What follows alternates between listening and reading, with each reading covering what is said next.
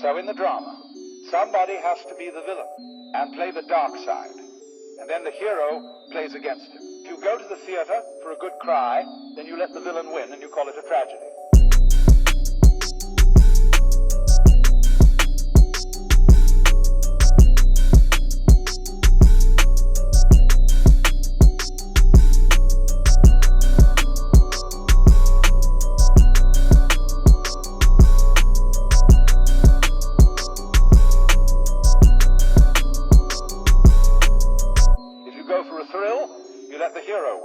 If you go for laughs, you call it a comedy.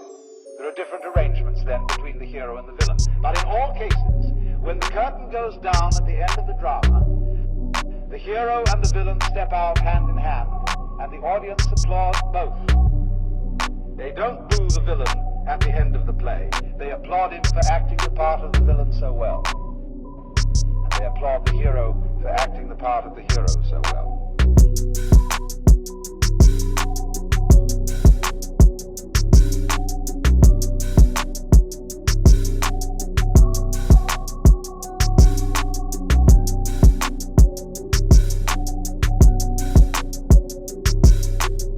Because they know that the hero role and the villain role are only masks.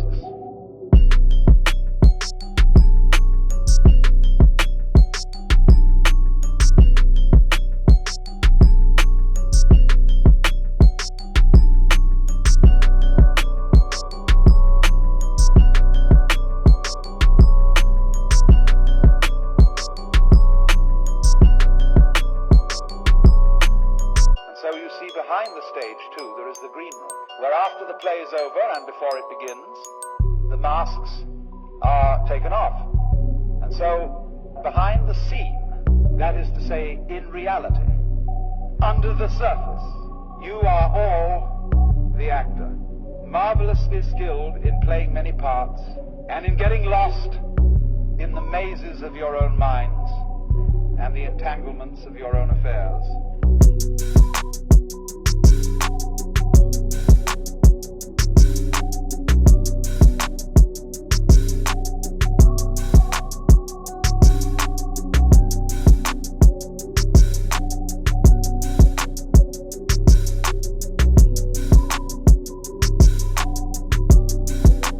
As if this were the most urgent thing going. But behind the scenes, in the green room, you might say in the very back of your mind, in the very depths of your soul, you always have a very tiny sneaking suspicion that you might not be the you that you think you are. The Germans call it a Hintergedanke, a thought way, way back in your head that you will hardly admit to yourself. Because, of course, you've been brought up, most of you, if you were brought up in the Hebrew Christian tradition, it would be very wicked indeed to think that you were God. That would be blasphemy. And don't you ever dare think such an idea. Which, of course, is all as it should be. Because the show must go on. Until, of course, the time does come to stop.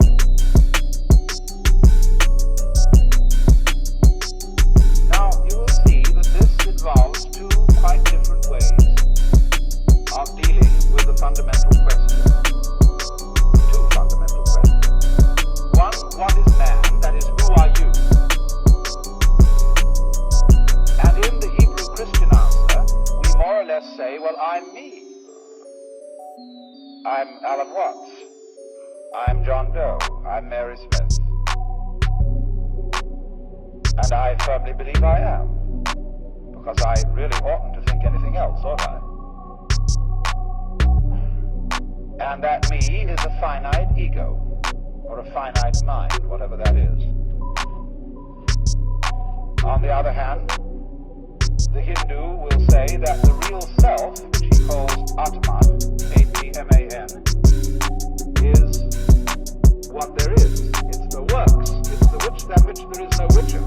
The root and ground of the universe and of reality.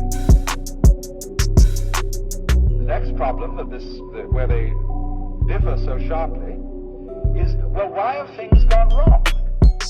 Why is there evil? Why is there pain? Why is there tragedy? Now, in the Christian tradition, you have to attribute evil to something else besides God.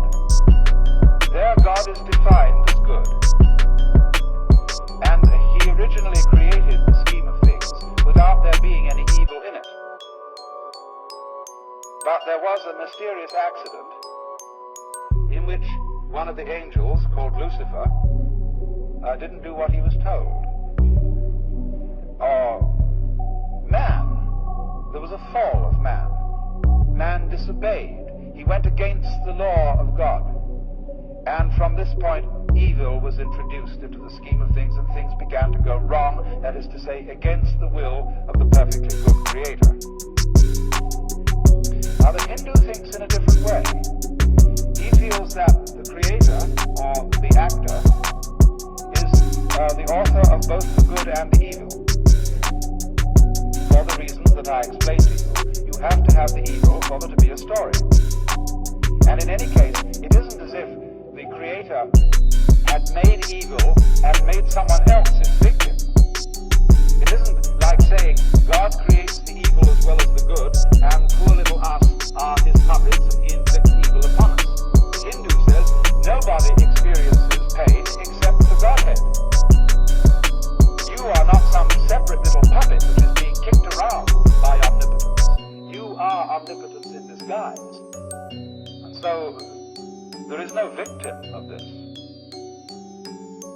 No helpless, defenseless, poor little thing. Even the baby with syphilis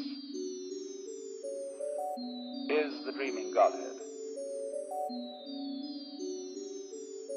Now, this makes people brought up in the West extremely uneasy, because it seems to undercut the foundations of moral behavior and say, well, if good and evil are created by God, isn't this a universe in which just anything goes? I mean, if I'm God in disguise, surely if I realize that, I can get away with murder. Well, think it through. Didn't I point out that in the game, as the Hindus analyze it, the evil part has 1/3 of the time, the good part has 2/3. What sort of a game do you want, anyway? You will find out, you see, that all good games, games that are worth playing and that arouse our interest, are constructed like this. If you have the good and the evil equally balanced, the game is boring. Nothing happens. It's stalemate. The irresistible force meets the immovable object. On the other hand, if it's all good, and there's hardly any evil, maybe just a weeny little bit of a fly in the ointment, it also gets boring. Just in the same way, for example, supposing you knew the future and could control it perfectly, what would you do? You'd say, well, let's shuffle the deck and have another deal. Because, for example, when great chess players sit down to a match, and it suddenly becomes apparent to both of them that white is going to mate in 16 moves, and nothing can be done about it, they abandon the game and begin another. They don't want to know. There wouldn't be any hide in the game, any element of surprise if they did know the outcome. So, a game with good and evil equally balanced isn't a good game. A game with the positive or good forces clearly triumphant isn't an interesting game. What we want is a game where it always seems that the good side is about to lose. I'm really serious danger of losing. But manages always to sneak out. You know how it is in serial stories when they get the hero at the end of an installment in some absolutely impossible position, where it seems that he's going to be run over by a train because he's tied with his girlfriend to the rails, and you know somehow in the next installment the author's going to get them out of the difficulty. Only he mustn't do it too obviously, because you won't go on reading the next installment. So then what's necessary is a system in which the good side is always winning, but never is the winner. Where the evil side is always losing, but never is the loser. That's a very practical arrangement for a successful ongoing game which will keep everybody interested.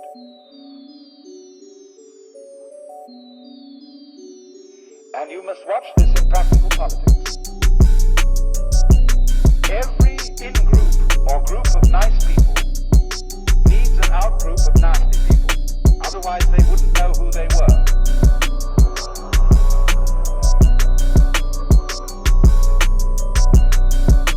And you must recognize then that this out-group is your necessary enemy, whom you need. He keeps you on your toes. But you mustn't obliterate him. If you do, you're in a very dangerous state of affairs. So you have to love your enemies in this sense, regard them as highly necessary, and to be respected chivalrously. We need the communists, and they need us. The thing is to cool it, and play what I call a contained conflict. When conflicts get out of hand, all sides blow up. Oh, of course, I suppose there was another deal, maybe 1 million years later. Now, let me see if I can for a moment put these two visions of the world together. It seems that if you believe the Christian, Hebrew, Islamic view, that you can't admit the Hindu view. Because if you're a Christian, the one thing you cannot believe, that's if you say you're at all Orthodox, you're an Orthodox Protestant Bible type, or if you're a Roman Catholic, you can't believe that you are God. And so that excludes Hinduism, apparently. But let's go back to Judaism for a minute and ask this question. If Judaism is the true religion, can Christianity be true too? No. No. Because there's one thing in Christianity that the Jew can't admit, and that was that Jesus Christ was God. That is unthinkable for a Jew, that any man was indeed God in the flesh. All right, second question. If Christianity is the true religion, can Judaism be true too? The answer is yes.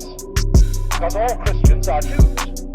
That is to say, they have taken in the Jewish religion, lock, stock, and barrel, in the Old Testament, into their own religion. Every Christian is a Jew plus something else, which is his particular attitude to Jesus of Nazareth. Now then, let's play this game once again. If Christianity is true, can Hinduism be true? The answer is no, for the reason that we've seen. The Christians will say Jesus of Nazareth was God, but you aren't. I'm not. Now then, if Hinduism is true, can Christianity be true? The answer is yes. Because it can include it. But how? What would be the attitude of a Hindu to a very sincere and convinced Christian? He would say, bravo. Absolutely marvelous. What an act. Here in this Christian soul, God is playing his most extraordinary game. He is believing and really feeling that he is not himself. And not only that, but that he is living only one life.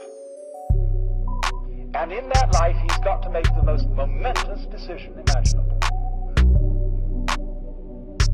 In the course of this 80 years and 10, he's got to choose between everlasting beatitude and everlasting horror. And he's not quite sure how to do it. Because in Christianity there are two sins to be avoided, among others. One is called presumption, and that is knowing surely that you're saved. The other is called despair, which is knowing surely that you're damned. There's always a margin of doubt about this. So, work out your salvation in fear and trembling.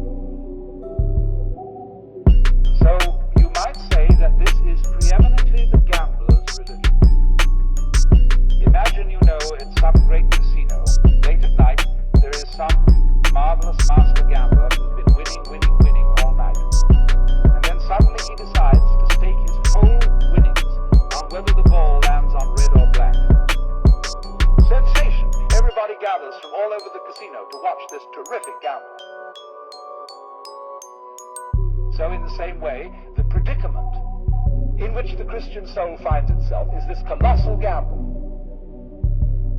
which is saying this universe can possibly contain in it ultimate tragedy. There could be such a thing as an absolute, final, irremediable mistake.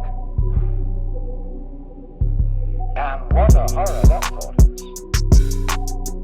And so the Hindu is sitting in the audience, fascinated by this Christian's extraordinary, reckless gambling.